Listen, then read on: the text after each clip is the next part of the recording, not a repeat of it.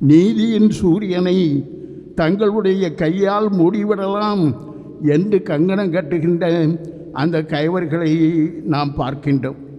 இந்த நேரத்தில் தான் அவர்கள் பொறாமையோடு நினைக்கின்ற நேரத்தில் தான், சூழ்ச்சி செய்யக்கூடிய அந்த நேரத்தில் தான் அருமையான ஒரு இறைவாக்கு சொல்லப்படுகிறது.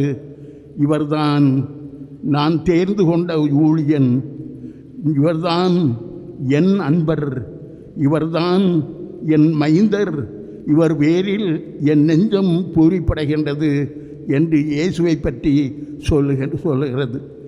ஏனென்றால் இவர் நீதியை போதிப்பார், நீதியை நிலைநாட்டுவார், நீதியை நிலைநாட்டுகின்ற வரையில் ஓய மாட்டார் என்பதால் இவர் மைந்தன், இவர் ஊழியன், இவர் என் மகன் என்று சொல்லப்படுகின்றது.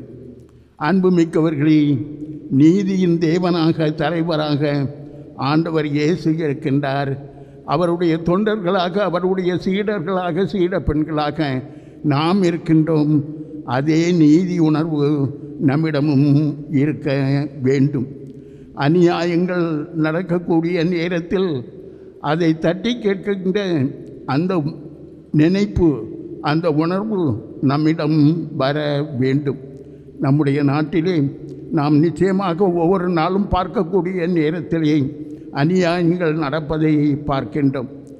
ஏன் நமக்கு பிரச்சனை என்று இருக்காமல், அநீதி எங்கு நடந்தாலும் அந்த அநீதியை தட்டி கேட்பவன் தான் கிறிஸ்தவன், உண்மையான கிறிஸ்தவன், நீதியின் வீரனாக இருக்கின்றான்.